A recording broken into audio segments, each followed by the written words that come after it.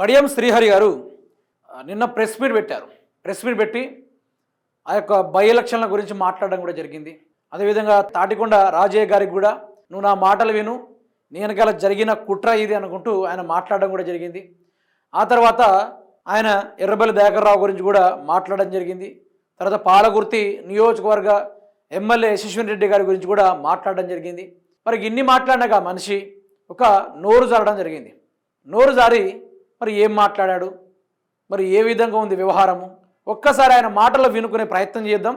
నేను కొంత క్లిప్ మాత్రమే తీసుకున్నా, మిగతాది మొత్తం మీకు పిన్ టు పిన్ వివరించే కార్యక్రమం చేస్తాను. ఇది ఒకసారి వినండి. వివరించడానికి రాలే, నేను పొందబెట్టడానికి వచ్చి నీ చేతగాని తనాన్ని పాటికి చెప్పడానికి వచ్చి నువ్వు పనికిరావు, నువ్వు వెదవవు, నువ్వు సన్నాసివి, నువ్వు దద్దమ్మవు అని చెప్పడానికి మాత్రమే వచ్చారు రాజయ్య. ఇది గుర్తుపెట్టుకోని చెప్పి సందర్భంగా మంత్రిగా పనిచేసిన ఎర్రబెల్లి దయాకర్ రావు సభ్యత సంస్కారం లేకుండా మాట్లాడు.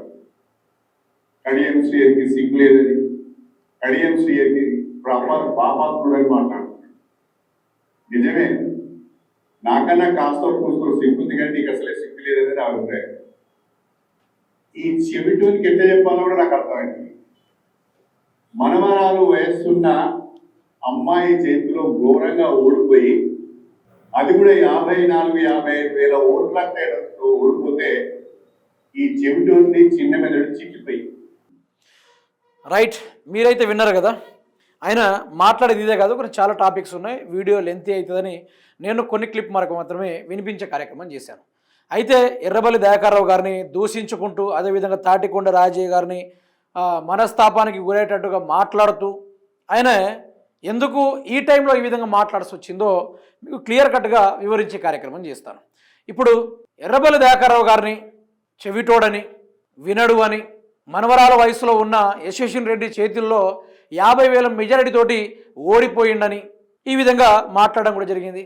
ఆ తర్వాత నేను పార్టీ మారినా అనుకుంటూ ఎర్రబెల్లి దయాకర్ రావు పదే స్టేజీల మీద నా మీద వ్యాఖ్యలు చేస్తూ ఉన్నారు. మరి సిగ్గు శరం లేకుండా నువ్వు ఎట్లా టీడీపీ నుంచి తెలంగాణలోకి మారినావు అనుకుంటూ ఈ విధమైన కొన్ని మాటలు కూడా ఆయన చెప్పడం కూడా జరిగింది. అయితే నేను దీనికి తగ్గట్టుగానే చెప్పదలుచుకున్నా. ఎట్లా అంటే, ఎర్రబెల్లి దయాకర్ రావు గారు ఆనాడు తెలంగాణ ఉద్యమం జరుగుతున్నప్పుడు ఆయన టీడీపీలో ఉన్నాడు. టీడీపీలో ఉండి ఈ తెలంగాణ ఉద్యమాన్ని గురించి చూస్తూనే ఉన్నాడు. ఏం జరుగుతుంది, ఎట్లా జరుగుతుందని చూస్తూనే ఉన్నాడు.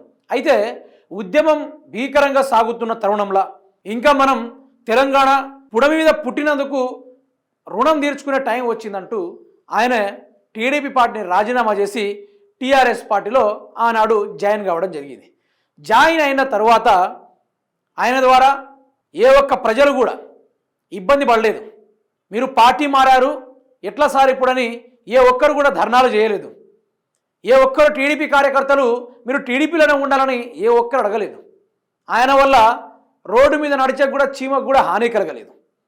ఆయన ఉన్నన్ని ఏరియాల ఏ పార్టీలో మారినా, ఏ పార్టీ కోసం పోయినా ఆయన ప్రజలకు ఫస్ట్ న్యాయం చేసిండు, వాళ్ళ అభివృద్ధి బాటల వైపు నడిపించిండు. ఆయన 6 సార్ల ఎమ్మెల్యేగా గెలిచిండు. ఆయన తన నియోజకవర్గాన్ని ఏలిండు, పరిపాలించి ఏలిండు. ఈరోజు ఇప్పటికిప్పుడు ఎన్నికలు పెట్టినా కూడా మాకు యశస్విని రెడ్డి వద్దు, మాకు ఎర్రబెల్లి దయాకర్ రావు గారు ఎమ్మెల్యేగా రావాలి అనుకుని గెలిపించుకుంటారు. ఇప్పుడు స్టిల్ ఇప్పుడు కూడా.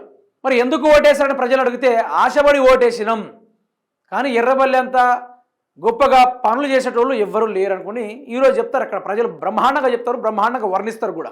అయితే ఆయన పంచాయతీరాజ్ శాఖలో ఉండి గ్రామాలను ఎంతో అభివృద్ధులు చేసి అక్కడ వాళ్ళ నియోజకవర్గాల ప్రజల్ని ఎంతో అభివృద్ధి బాటల వైపు నడిపించి ఆయన బ్రహ్మాండంగా చూసుకున్నాడు. అతనికంటే ఒక గుర్తింపు ఉంది. ఇప్పుడు పోయి అడిగినా కూడా మీ ఎమ్మెల్యే ఎవరైనా అడిగితే యశస్విని రెడ్డి అని ఎవ్వరు చెప్పరు. ఆమె మొహం కూడా చూడలేదని చాలామంది చెప్తారు.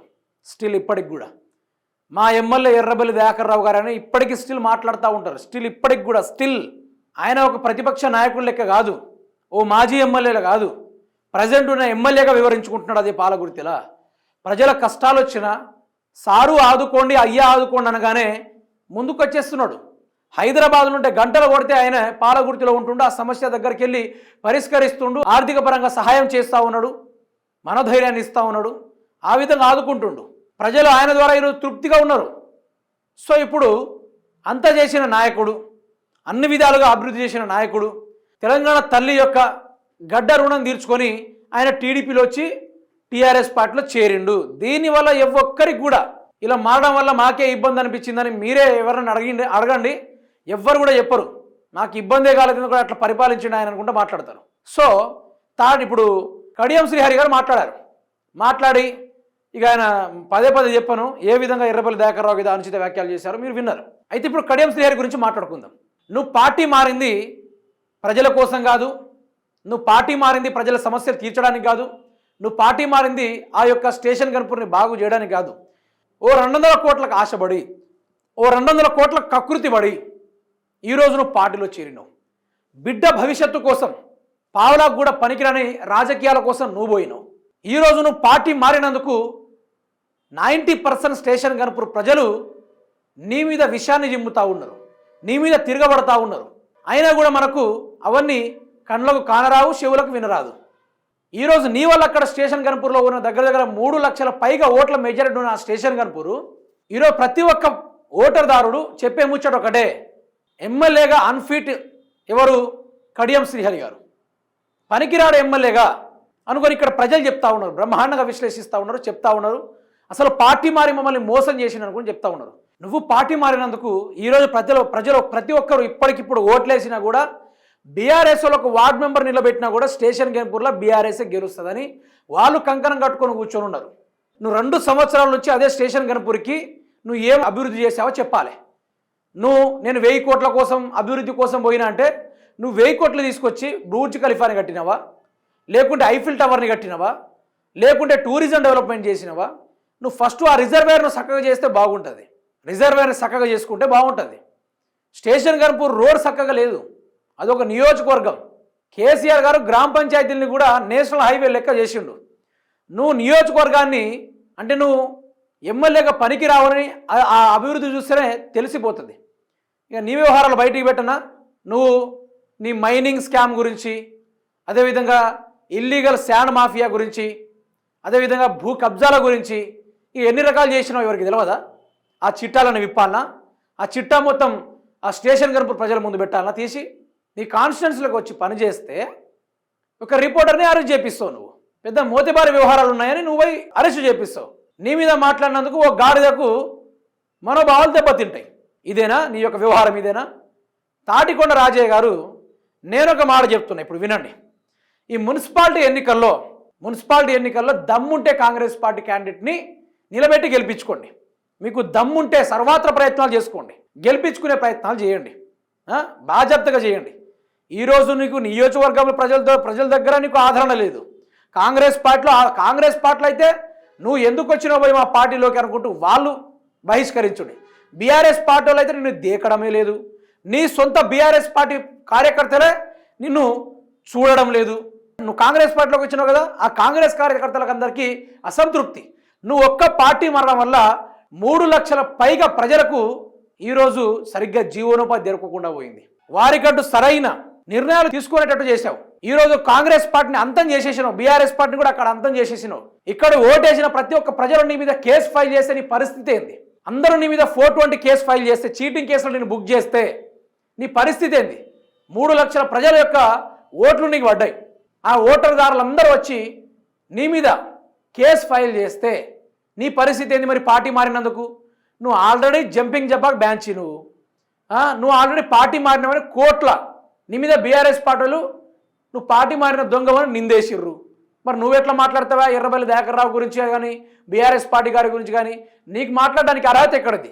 నీకు కాంగ్రెస్ పార్టీలో దిక్కు లేదు, బీఆర్ఎస్ పార్టీలో దిక్కు లేదు. రాబోయే రోజుల్లో నీకు భవిష్యత్తు అనేది లేకుండా పోతుంది రాజకీయ పరంగా.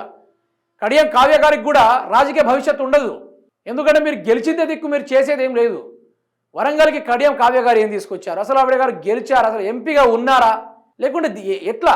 ఆవిడ గారిని కొన్ని రోజులైతే మిస్సింగ్ కడియం కావ్య అని పెట్టాల్సి వస్తుందేమో. ఎంపీగా కడియం కావ్య గారు మాకు కనిపించడం లేదని ఒక పోస్టరు పెడతారు కావచ్చు వరంగల్ వాళ్ళందరూ కలిసి.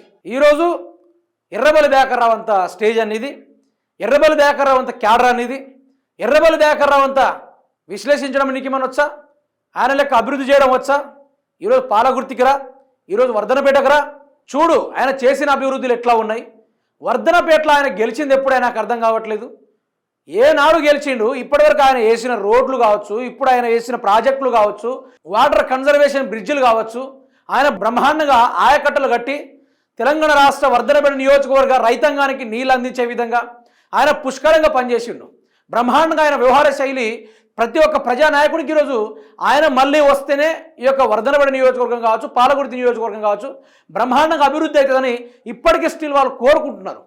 ఇప్పటికి కూడా కడవ కూడా ఎర్రబెల్లి దయాకర్రావు ఎమ్మెల్యేగా ఉంటే బాగుంటుంది.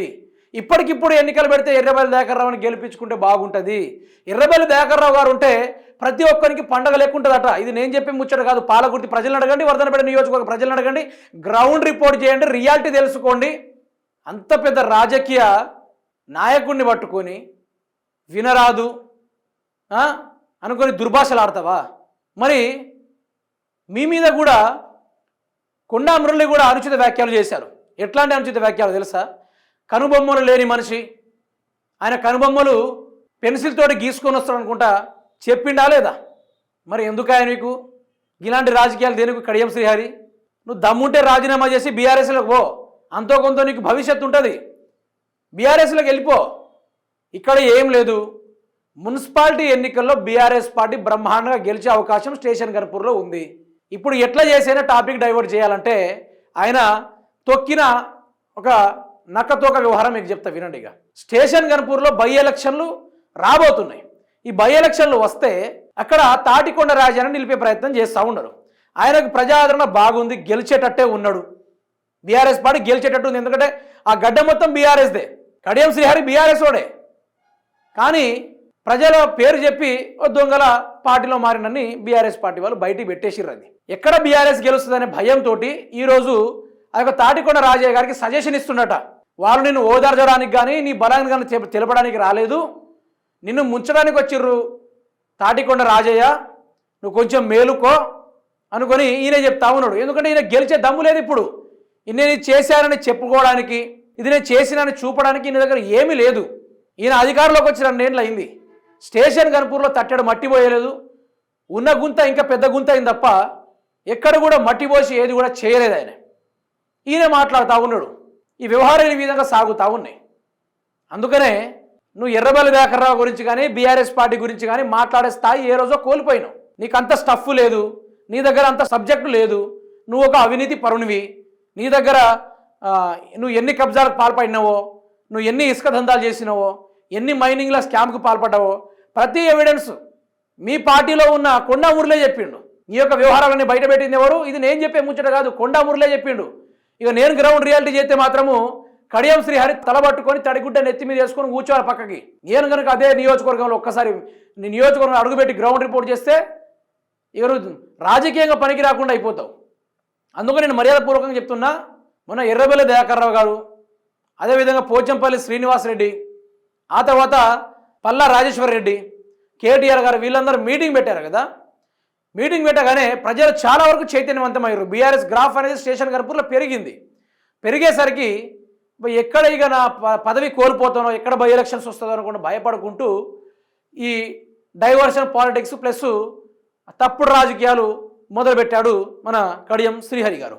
దీనివల్ల ఆయనకు వచ్చే లాభం ఏంటంటే గెలిచే దమ్ము లేదు. మరి ఆయన దగ్గర ఏం చేస్తాడు? మరి గెలిచే దమ్ము అసలే లేదు. సో నేను చెప్పేది ఒకటే, బాజాప్తగా బీఆర్ఎస్ పార్టీ క్షమాపణ చెప్పి వాళ్ళ కాళ్ళు పట్టుకొని రాజీనామా చేసి నీ ఇంట్లో నువ్వు కూర్చో. లేకుండా నిన్ను ప్రజలు మాత్రం ఎట్టి పరిస్థితిలో క్షమించరు. నేను ఇంకోటి కూడా చెప్తా ఉన్నా, దమ్ముంటే మున్సిపాలిటీ ఎన్నికల్లో గెలువు.